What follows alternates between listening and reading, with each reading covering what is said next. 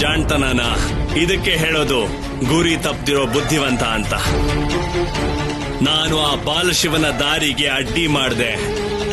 ಅವನು ಪಾರ್ವತಿನ ತಲುಪೋದಕ್ಕೆ ತಡ ಆಯ್ತು. ಅವನಿಗೆ ಪಾರ್ವತಿ ಸಿಗೋದಿಲ್ಲ.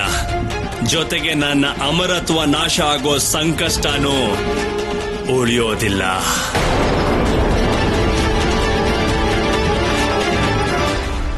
ನಿನ್ ಮಾತಿನ ಅರ್ಥ ಏನಂದ್ರೆ ನೀನ್ ಅವನು ಹೋಗೋದನ್ನ ತಡೆಯೋದ್ರಿಂದ ಬಾಲಶಿವ ಪಾರ್ವತಿ ಹತ್ರ ಹೋಗೋ ಅಷ್ಟರಲ್ಲಿ ಪಾರ್ವತಿ ಅಂತರ್ಧಾನ ಆಗಿತ್ತಾಳಂತನಾ?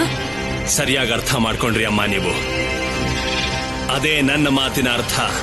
ಮೂರ್ಖ ನೀನು ತಾರಕ, ಶತಮೂರ್ಖ. ನೀನ್ ಹೇಗನ್ಕೊಂಡೆ ನೀನ್ ಹೀಗ್ ಮಾಡೋದ್ರಿಂದ ಅವರಿಬ್ಬರನ್ನ ದೂರ ಮಾಡಬಹುದು ಅಂತ, ಒಂದಾಗೋದನ್ನ ತಡಿಬಹುದು ಅಂತ? ಆ ಆದಿಶಕ್ತಿನ ಶಿವನಿಂದ ಅಷ್ಟು ಸುಲಭವಾಗಿ ದೂರ ಮಾಡಕ್ಕಾಗುತ್ತಾ? ಸತಿಯ ದಹನ ಆದ್ಮೇಲೆ ಪಾರ್ವತಿಯಾಗಿ ಇನ್ನೊಂದು ಜನ್ಮ ಎತ್ತಿ ಬಾಲಶಿವನ ಹತ್ರ ಬಂದಿದ್ದಾಳೆ. ತಾರಕ, ನೀನ್ ಮಾಡಿರೋ ಈ ಮಾಯೆ ಪರಿಣಾಮ ಇನ್ನೂ ಗೊತ್ತಾಗಿಲ್ಲ. ನಿಮ್ಮ ಮಾತಿನ ಅರ್ಥವೇನಮ್ಮ? ನನ್ಗನ್ಸೋ ಪ್ರಕಾರ ಪಾರ್ವತಿ ಅಂತರ್ಧಾನ ಆಗಿಲ್ಲ ಅಂದ್ರೆ ಇದು ಸಾಧ್ಯನೇ ಇಲ್ಲ. ಅಸಾಧ್ಯನೂ ಏನಲ್ವಲ್ಲ. ಅವರಿಬ್ರು ಸಂಬಂಧ ಜನ್ಮ ಜನ್ಮಾಂತರದ್ದು ಮಗನೆ. ಅದಕ್ಕೆ ಎಂತ ಪರಿಸ್ಥಿತಿಲೂ ಅವ್ರ ಮೇಲೊಂದು ಕಣ್ಣಿಟ್ಟಿರು. ಪತ್ತೆ ಮಾಡು ಅವರಿಬ್ರು ಭೇಟಿಯಾಗಿದ್ರೆ ಏನ್ ಮಾಡ್ತಿದ್ದಾರೆ ಅಂತ.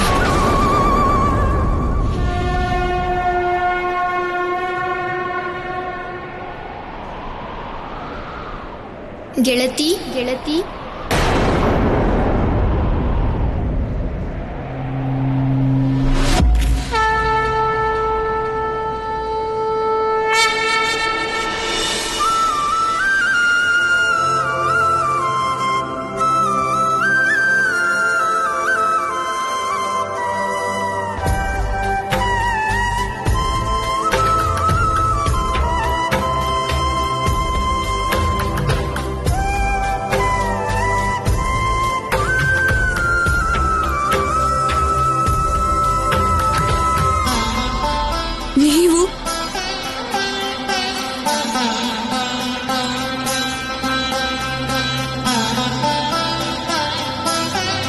ನೀವಿಲ್ಲಿಗೆ ಯಾಕೆ ಬಂದ್ರಿ ಗೆಳೆಯ? ನಿಮ್ಮನ್ನ ನಿಮ್ ಮನೆ ಕರ್ಕೊಂಡು ಹೋಗೋಕ್ ಬಂದೆ. ಬನ್ನಿ ಹೋಗೋಣ.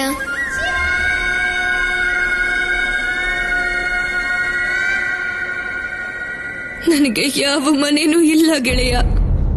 ನನ್ಗೆ ನಿಮ್ ದುಃಖ ಮತ್ತೆ ಸತ್ಯ ಎರಡರ ಪರಿಚಯನೂ ಇದೆ ಗೆಳತಿ. ನನ್ಗೆ ನನ್ನ ಅಪ್ಪ ಹೇಳಿದ್ದಾರೆ. ಯಾವ ಕಥೆನ ನೀವು ನನಗ್ ಹೇಳಿದ್ರು, ಅದು ನಿಮ್ದೇ ಕಥೆ ಅಂತ.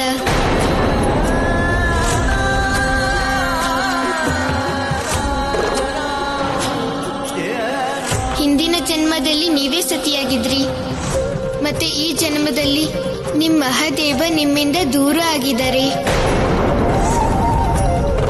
ಮತ್ತೆ ನೀವು ಅವ್ರನ್ನ ಪಡ್ಕೊಳ್ಳೋ ಪ್ರಯತ್ನ ಮಾಡ್ತಾನೆ ಇದ್ದೀರಾ.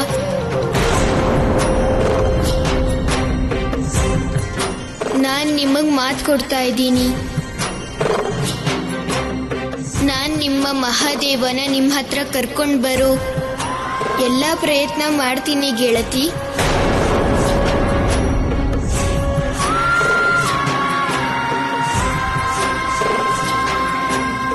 ಬನ್ನಿ ಮನೆಗೆ ಹೋಗೋಣ. ಬನ್ನಿ ಗೆಳತಿ.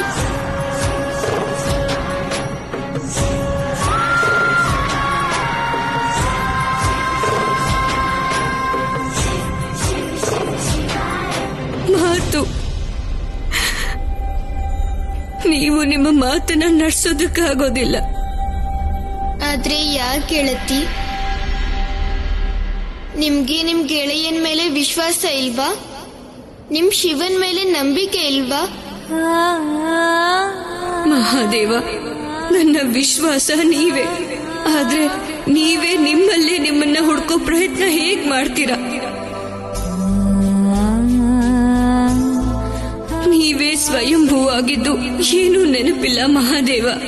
ನನ್ನ ಎಲ್ಲ ಪ್ರಯತ್ನನೂ ವಿಫಲ ಆಗಿದೆ. ನೀವು ನಿಮ್ ಗೆಳೆಯನ ಮೇಲೆ ವಿಶ್ವಾಸ ಇಡಿ. ನಿಮ್ ಪ್ರಯತ್ನ ಖಂಡಿತ ವ್ಯರ್ಥ ಆಗಲ್ಲ.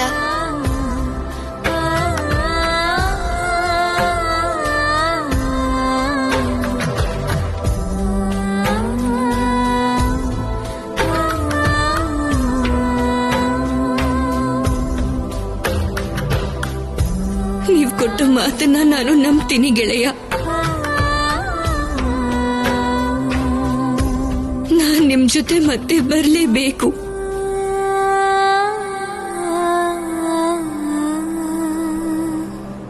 ಇವತ್ತು ನಾನೊಬ್ನೇ ಬಂದಿಲ್ಲ, ನಿಮ್ ಸೇವಕ ನಂದಿ ಕೂಡ ಬಂದಿದ್ದಾರೆ. ಅವರಂತೂ ಅಳುನ ನಿಲ್ಲಿಸ್ಲೇ ಇಲ್ಲ. ಅವರು ಹೊರಗಡೆ ನಿಂತಿದ್ದಾರೆ. ಗೆಳೆಯ ನಂದಿ,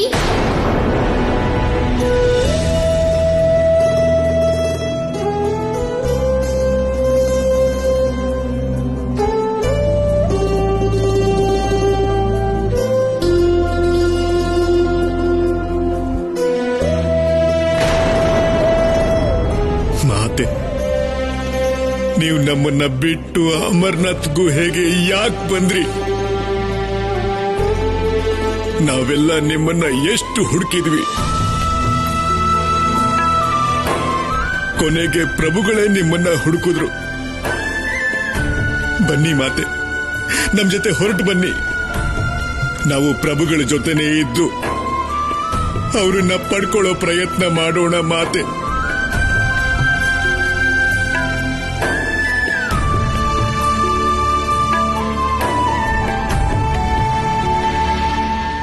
ನನ್ನ ಗೆಳೆಯನೇ ಸ್ವತಃ ನನಗೋಸ್ಕರ ಇಲ್ಲಿಗೆ ಬಂದಿರುವಾಗ ನಾನು ಇವ್ರ ಜೊತೆ ಬರ್ಲೇಬೇಕು ಅಲ್ವಾ?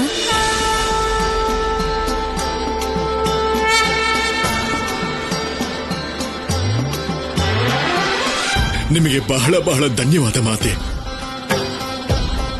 ಮಾತೆ, ನಿಮಗೆ ನೆನಪಿದೆಯಾ, ಇವತ್ತು ನೀವು ಮರಳಿ ಬರೋದಕ್ಕೆ ಬಹಳ ಶುಭ ಮತ್ತು ಪವಿತ್ರವಾದ ದಿನ.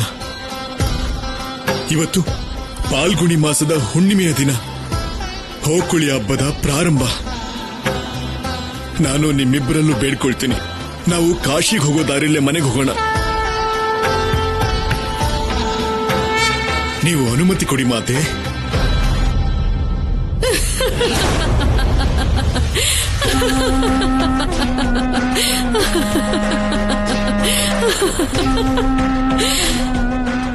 ಮಾತಿ, ಈಗ ನೀವೇ ನಿರ್ಧಾರ ಮಾಡಿ. ನನ್ನ ಅಣ್ಣ ಅಮರ ಮಹಾನ್ ತುಂಬಾ ಬುದ್ಧಿವಂತನ ಅಥವಾ ಬುದ್ಧಿಹೀನನೋ? ಶಾಂತಳಾಗು ಅಜಾಮುಖಿ. ನಾನೀಗ ಯೋಚನೆ ಮಾಡಬೇಕು ಅವ್ರ ಮೇಲೆ ಹೇಗೆ ಕಣ್ಣಿಡೋದು ಅಂತ. ನೀವು ದೂರದರ್ಶಿ ಅಲ್ಲ ಅಣ್ಣ. ದೂರದರ್ಶಿ ಮೊದ್ಲೇ ಬಲೆ ಹಾಕಿ ಸಿದ್ಧ ಮಾಡಿರ್ತಾರೆ. ಆ ಕೆಲಸ ನಾನ್ ಮಾಡಿದೀನಿ. ಏನ್ ಮಾಡ್ದೆ ನೀನು? ನಾನು ತೋತಾಸುರನ್ನ ಮೊದಲೇ ಕಳಿಸಿದ್ದೆ ಅವ್ರ ಮೇಲೆ ದೃಷ್ಟಿ ಇಡೋದಕ್ಕೆ. ಏನು? ಹಾ, ಅವನು ಅವ್ರ ಮೇಲೆ ಕಣ್ಣಿಟ್ಟಿರ್ತಾನೆ, ಮತ್ತೆ ಅವರಿಬ್ರು ನನ್ ಕಣ್ ಮುಂದೆನೆ ಕಾಣಿಸ್ತಾರೆ. ಸರಿ ಹೇಳು, ನಿನ್ಗೇನ್ ಕಾಣಿಸ್ತಿದೆ ಅಂತ.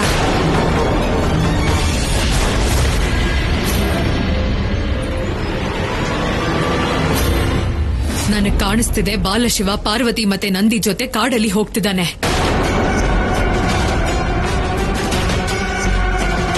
ಎಲ್ಲಿ ಹೋಗ್ತಿದ್ದಾರೆ? ಕಾಶಿ. ಕಾಶಿ ಕಾಶಿಗ?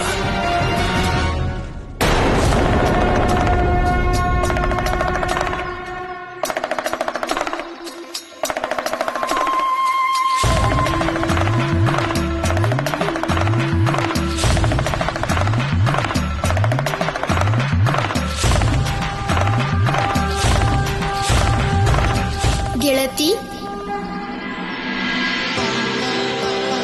ಕಾಶಿಗೆ ಹೋಗೋದು ನನಗೆ ಹೊಸ ಅನುಭವ. ನನಗೆ ತುಂಬಾ ಸಂತೋಷ ಆಗ್ತಾ ಇದೆ. ಇದಕ್ಕೂ ಮೊದಲು ನಾನು ಅಲ್ಲಿಗೆ ಹೋಗೇ ಇಲ್ಲ. ಕಾಶಿನಗರ ಹೇಗಿರುತ್ತೆ ಗೆಳತಿ? ನನಗೆ ಕಾಶಿ ಬಗ್ಗೆ ಏನಾದರೂ ಹೇಳೋಕ್ಕಾಗತ್ತಾ?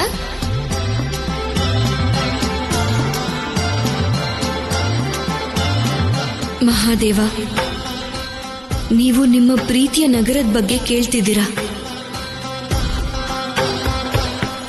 ಆ ಕಾಶಿ ಗಟ್ಟಿಯಾಗಿ ನಿಲ್ಲೋದಕ್ಕೆ ಅಂತ ನೀವು ನಿಮ್ಮ ತ್ರಿಶೂಲನೇ ಆಧಾರವಾಗಿಟ್ಟಿದ್ರಿ. ಹೇಳಿ ಗೆಳತಿ.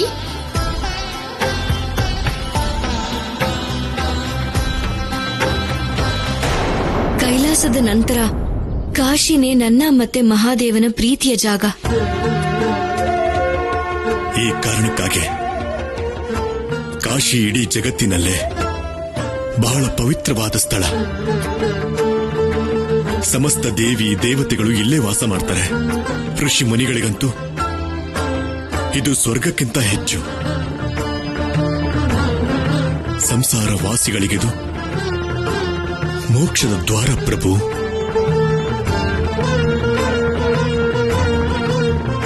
ಕಾಶಿ ಇಷ್ಟು ಪವಿತ್ರ ಮತ್ತೆ ಅಲೌಕಿಕ ಆದ್ರೆ ಬಹುಶಃ ನನ್ನ ಪ್ರಕಾರ ನಿಮ್ಗೆ ಮಹಾದೇವ ಅಲ್ಲೇ ಸಿಗ್ಬಹುದು.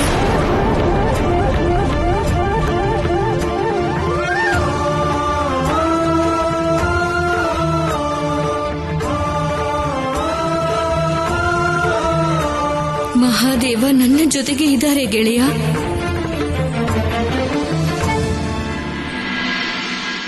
ಗೆಳತಿ, ನನ್ಗೆ ಅಮ್ಮನ ನೆನಪು ತುಂಬಾ ಆಗ್ತಾ ಇದೆ.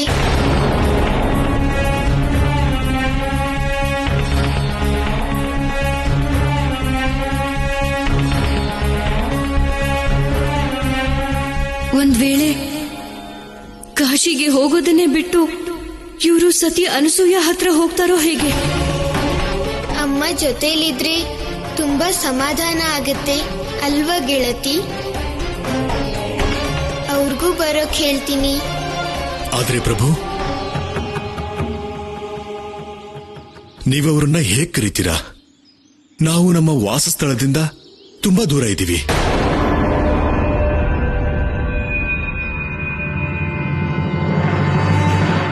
ನಾನು ನನ್ನ ಅಮ್ಮನ್ನ ಮಾನಸಿಕ ತರಂಗದ ಮಾಧ್ಯಮದಿಂದ ಸಂದೇಶ ಕಳಿಸಿ ಕರಿತೀನಿ.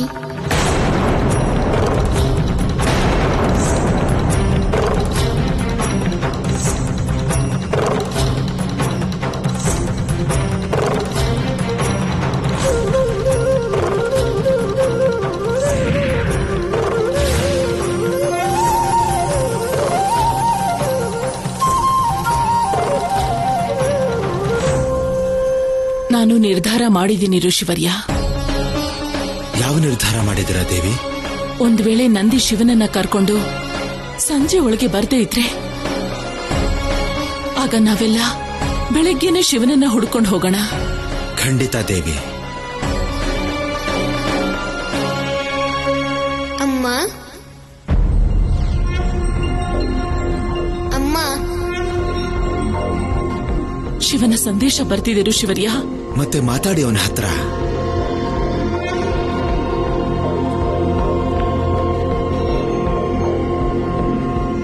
ನನ್ ಮಾತ್ ಕೇಳಿಸ್ತಾ ಇದೆಯಾ ಅಮ್ಮ? ಶಿವ, ನನಗೆ ಕೇಳಿಸ್ತಿದೆ. ಅಮ್ಮ, ನೆರೆ ಮನೆ ಗೆಳತಿ ಸಿಕ್ಕಿದ್ರು.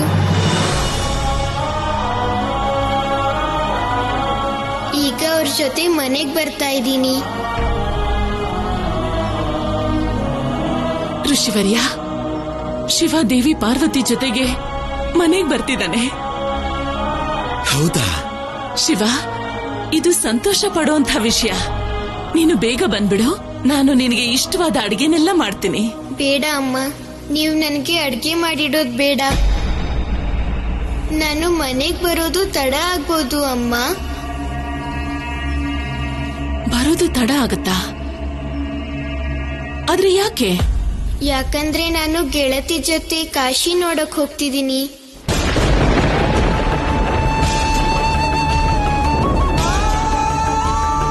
ಅವ್ರ ಮಹಾದೇವನ ಹುಡ್ಕೋಕ್ ಸಹಾಯ ಮಾಡೋಕೆ.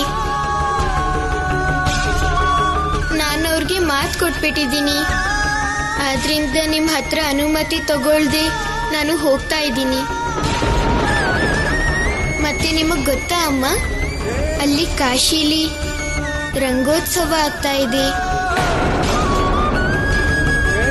ಆದ್ರೆ ನೀವಿಲ್ದೆ ನಾನು ಕಾಶಿ ರಂಗೋತ್ಸವ ಹೇಗ್ ನೋಡ್ಲಿ?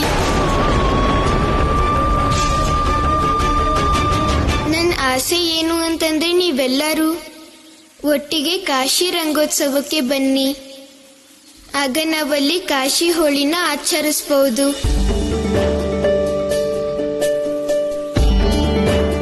ಬರ್ತೀರಾ ಅಲ್ವಾ ಅಮ್ಮ? ಬನ್ನಿ ಅಮ್ಮ.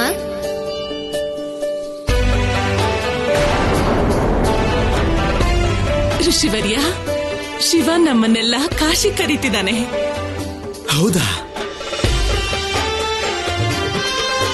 ಇದು ತುಂಬಾ ಒಳ್ಳೆ ವಿಷಯ. ಅನಾದಿ ಕಾಲದಿಂದ ನಮ್ಮ ಸಂಸ್ಕೃತಿನಲ್ಲಿ ಹೇಳಿದಾರಲ್ಲ, ಮಕ್ಕಳು ಅಪ್ಪ ಅಮ್ಮನಿಗೆ ಕಾಶಿ ಯಾತ್ರೆ ಮಾಡಿಸ್ತಾರೆ ಅಂತ. ಶಿವ ಕರೆದಿದ್ದಾನೆ, ನಾವು ಖಂಡಿತ ಹೋಗ್ಲೇಬೇಕು ದೇವಿ. ಶಿವ, ನಾವೆಲ್ಲ ಬರ್ತಿದೀವಿ. ತುಂಬಾ ಸಂತೋಷ ನೀವು ನನ್ನ ಮಾತನ್ನ ಒಪ್ಪಿದ್ದಕ್ಕೆ. ಬನ್ನಿ ಅಮ್ಮ, ನಾವು ಕಾಶಿಲ್ ಸಿಗೋಣ. ಸರಿ ಶಿವ.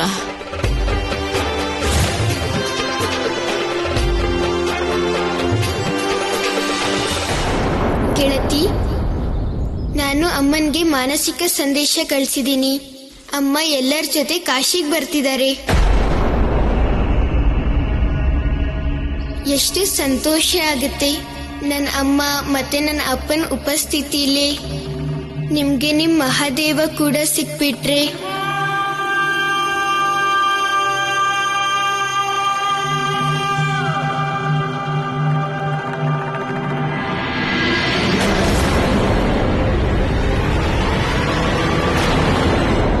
ಇವರೆಲ್ಲ ಕಾಶಿಗೆ ಯಾಕೆ ಹೋಗ್ತಿದ್ದಾರೆ?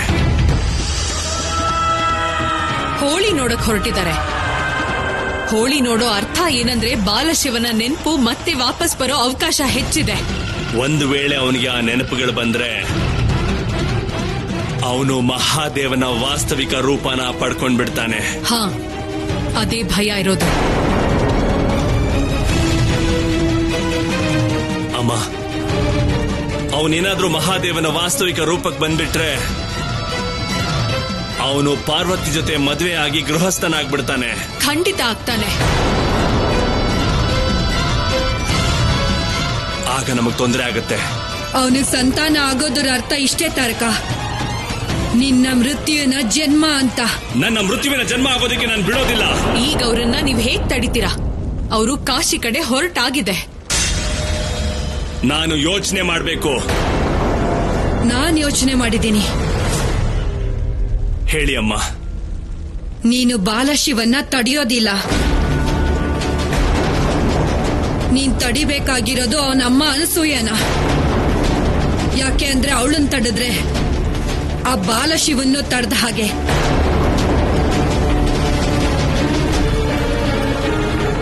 ನೀನೀಗ ನೇರವಾಗಿ ಹೋಗಿ ಅನಸೂಯಗೆ ತೊಂದರೆ ಕೊಡು. ಅದು ಬಾಲಶಿವನ್ಗೆ ಗೊತ್ತಾಗ್ಬೇಕು. ಹೇಗೆ ಮಹಾಶಿವರಾತ್ರಿ ದಿನ ಕೈಲಾಸದಲ್ಲಾಯ್ತೋ ಹಾಗೆ. ಈಗ್ಲೂ ಹಾಗೇನೆ ಕಾಶಿಗೆ ಹೋಗೋವಾಗ ಆಗ್ಬೇಕು. ಅಂದ್ರೆ ನಿಮ್ಮ ಮಾತಿನ ಅರ್ಥ ಏನು ಅಂದ್ರೆ, ಯಾವ ರೀತಿ ನಾವು ಅವತ್ತು ಶಿವ ಪಾರ್ವತಿಯ ಮಿಲನವನ್ನ ತಡೆದಿದ್ವೋ ಅದೇ ರೀತಿ ಈ ಸಲನೂ ಶಿವ ಪಾರ್ವತಿ ಮಿಲನನ ತಡಿಬೇಕು. ಹೌದು ಮಗನೇ. ಅಮ್ಮ, ಈ ಸಲ ಈ ಒಳ್ಳೆ ಅವಕಾಶನ ನನಗ್ ಕೊಡಿ. ಏನ್ ಮಾಡ್ತೀಯ ಅಜಾಮುಖಿ? ನಾನ್ ತಡಿತೀನಿ ಅನಸೂಯನ ಅಣ್ಣ. ಸತಿ ಅನಸೂಯ, ಈಗ ಸಮಸ್ಯೆ ಎದುರಿಸೋಕೆ ಸಿದ್ಧ ಆಗು.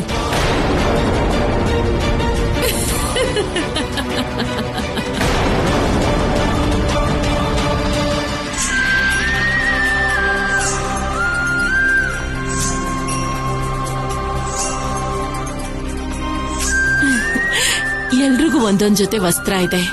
ಗಂಗಾ ಸ್ನಾನದ ನಂತರ ಬದಲಾಯಿಸ್ಬೇಕಲ್ಲ? ನೀವು ಸರಿಯಾದ ಕೆಲಸ ಮಾಡಿದಿರಾ ದೇವಿ. ಇದು ನಮ್ಮ ಸೌಭಾಗ್ಯನೇ ಋಷಿವರ್ಯ. ಶಿವನಿಂದಾಗಿ, ಶಿವನ ಜೊತೆ ನಾವು ಕಾಶಿ ವಿಶ್ವನಾಥನ ದರ್ಶನ ಮಾಡ್ತಿದೀವಿ. ಬನ್ನಿ ಬನ್ನಿ.